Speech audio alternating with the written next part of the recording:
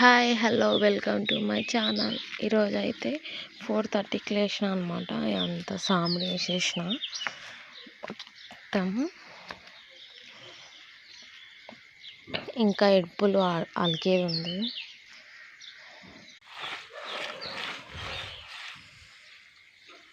నాకు తెలిసి మబ్బు ఉంది కాబట్టి కనిపించదు. మార్నింగ్ ఒకసారి మీకు ఫోటో పెడతానని.